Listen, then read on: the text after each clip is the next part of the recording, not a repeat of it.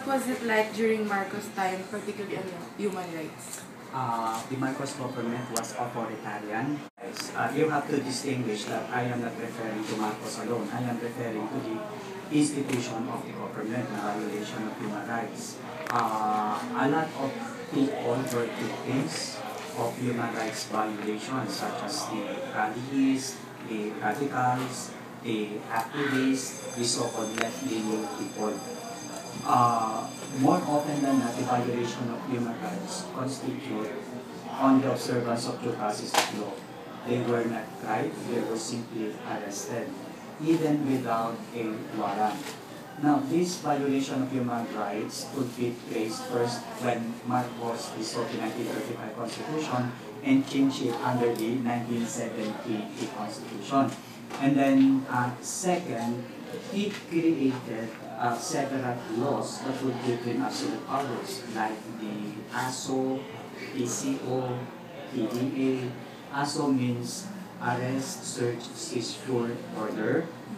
PCO means Presidential Commitment Order. PDA means Preventive Detention Act. So, when this law will be applied to you, so, for example, you are under arrest under ASO. You cannot get a lawyer, you cannot have a trial. In other words, you will be simply arrested and you do not know what will happen to you. So these are the human rights violations. Now, general human rights violations during the time of Marcos. So there are a lot more. Not to mention also that he removed, when he imposed martial law, he removed the two institutions, the legislative body, or the Congress, and then the judicial branch of government. So, the powers of the legislative branch of government as well as the judicial branch of government were already in the hands of one branch, executive, and he was the head of the executive branch of government. Sir, what was the difference during Marcos' time and edsa time?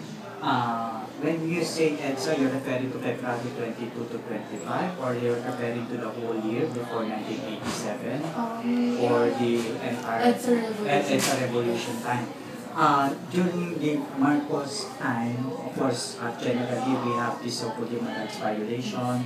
There was a curfew, there was a violation of freedom of speech, even the right to form organizations. So let us say in Pinal we have a lot of students' organization, right? During the time of Marcos, it was not allowed. So no student organization was ever allowed during the early years of martial law. And any student who will join an organization would be arrested. No? Either the organization will be religious or not, civic or not, who cares? As long as you are going to join the organization, that will not be allowed. During the EDSA revolution time, all of these rights were reverted. In other words, people or anybody can say anything in media. They can express themselves, they can create organizations, there was no curfew, but the backlash would be the abuse of this freedom. So there was too much freedom in it that people could no longer handle it.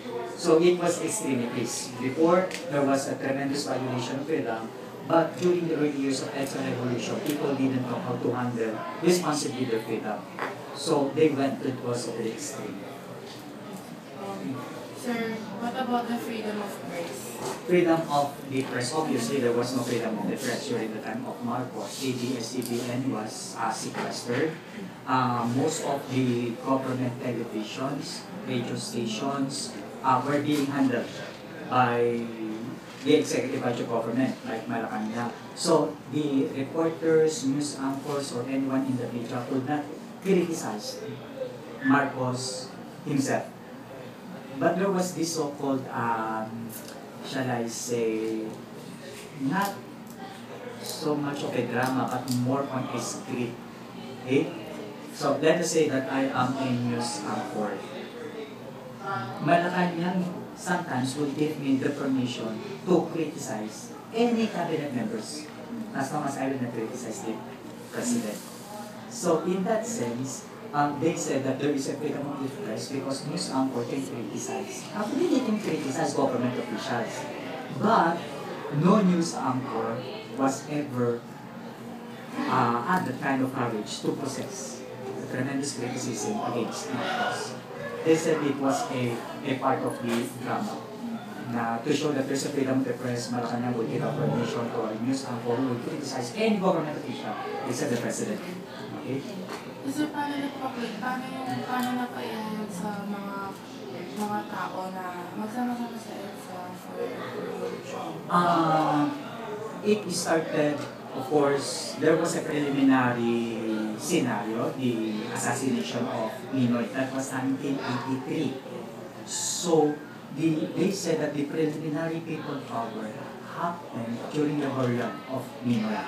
In other words, the intensity or newspapers called it the ocean of people flowed from that time that Ninoy would be buried in Paranaque, no? sa Jasmine Paranaque. If I am not mistaken, sa Manila. Okay? The part, I just don't know, I'm not aware of particular cemetery.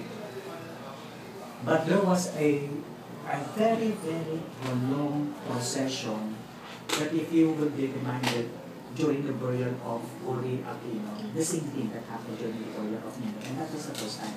Okay? The next one was when Uri called for a boycott of all government institutions during the time of Marcos. And then the third one was when Uri was proclaimed winner by the Nantlet Agi, which was done at the Zhaquille Hills, no? And then people supported her. So it was, I just don't know whether this is already an open secret, but a lot of books have already stated it was a coup d'etat. A coup d'etat led by two persons, Ramos, General Ramos, and Fidel. Okay? So when the two defected from the Marcos government, they would be arrested. So it was Cardinal Sin who called people to interfere in order to prevent any bloodshed.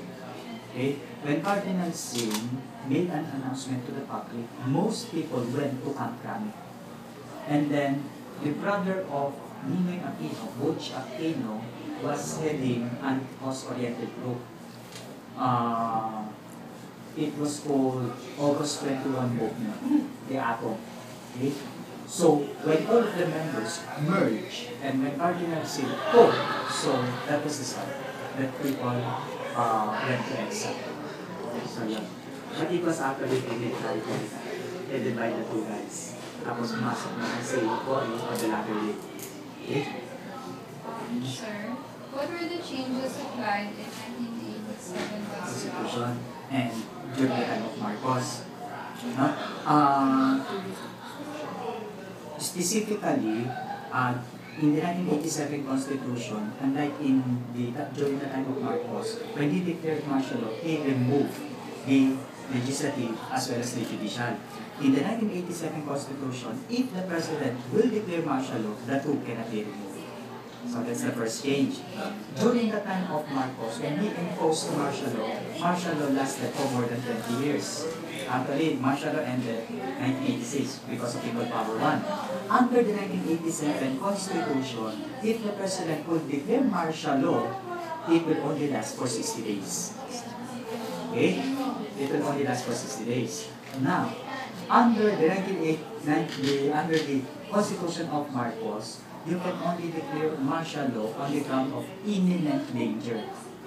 That's the ground. What do you mean by imminent danger? If in the mind of the President there is an inevitable threat in a society, he can impose martial law. Under 1987 Constitution, you do not impose martial law under imminent danger. You impose martial law under clear and present legal rule. Specifically on two grounds, invasion, rebellion only. So if there is no invasion, if there is no rebellion, you cannot impose martial law. Okay? And if there is no clear and present legal, you cannot impose martial law. So, and if I am the President of the Philippines, then I impose martial law. So for how many days? 60 days. If the Congress sees that there is no reason to impose martial law, the Congress will remove it. Okay? Unlike in the time of Marcos, he removed the Congress. Okay? If the Congress, so it's the Congress who will decide, not the President. If the Congress sees that the martial law must be sustained for more than 60 days, then it will be the Congress who will decide to continue the imposition of martial law. So it's not the President again who will decide. And the President, once he imposed martial law, must report to the Congress within 48 hours. Why did you impose martial law? Such were not present during the time of Marcos. Okay, so more or less, there's already checks and balance on how to control, pacify, or at least make martial law not abusive, not to the point that it will be on extreme. Okay? Freedom of the press is another one. Sir, what were the lessons learned after Marcos was time? The lessons we learn, I think government official must learn how to respect the rights of the people. Okay? And then government officials should be there for the sake of the welfare of the people, not for the self-vested interest. And another lesson is there was corruption during the time of Marcos. There are still corruption today. Sometimes the scenario is even worse. We need to learn from history. So if we love this country, we need to learn that something must be done. So when I interviewed Amy Marcos, and then I asked her, what is your comment if people would say that your father is a dictator? Now, I like her answer. Okay? Ms. Marcos said, let history decide the fate of my father. So if you're going to look at it, if Marcos, let's say, if we criticize the former president as that way, why don't we check the succeeding presidents, okay, who occupied Malacanang? Some of them did even worse, no, than what Marcos did. So we need to learn from history. We need to learn from history that it is not so much of the person that we need to hate, but it is much of the lesson that we need to adapt in order to make progress for this country. So it's useless to blame everything to Marcos. Okay? It's useless to blame everything to the past presidents. We need to learn from them and we need to move forward. Okay?